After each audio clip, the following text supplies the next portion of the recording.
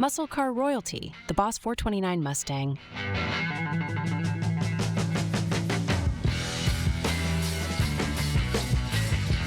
Imagine, if you will, a time when cars were not mere transports, but rather roaring statements of rebellion.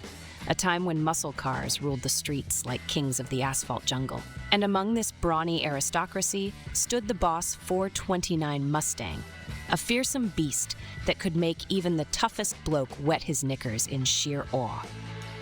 This isn't just any old Mustang, mind you. The Boss 429 is like putting King Kong on roller skates.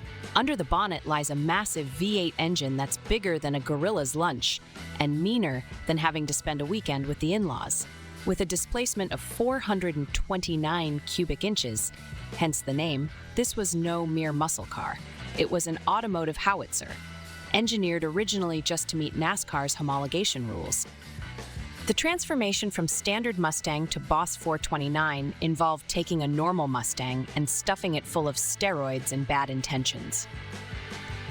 Ford handed over the delicate internals to Car Craft in Brighton, Michigan, who essentially tore the car down to its studs and reassembled it into something that looked like it could punch through a brick wall and ask for seconds. The suspension reinforced, the engine bay enlarged. Even the front shock towers were modified just to house that monstrous power plant. On paper, the Boss 429 boasted 375 horsepower, but let's be honest, it was likely much more. This thing could catapult from 0 to 60 so fast, your eyes would take a while to catch up. And the noise was like Thor himself had decided to form a punk rock band, every rev sending shivers down your spine. But here's the kicker. For all its brute force, the interior was almost luxurious.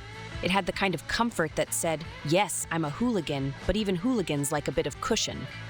You could roll up to a drag race and then take your lady out for a nice steak dinner without having to swap cars. The Boss 429 was a paradox on wheels, equal parts elegance and street-brawling ferocity. And yet it wasn't perfect. Trying to coax it around a corner at speed was like persuading a cat to take a bath. It was a car designed for straight lines and the occasional existential epiphany, not for twisty roads or dainty maneuvers. It's a bit like asking a gorilla to perform ballet. Possible, but not pretty. But here's the thing. None of that really matters. Owning a Boss 429 Mustang is like owning a piece of rock and roll history. It's not just a car, it's a statement.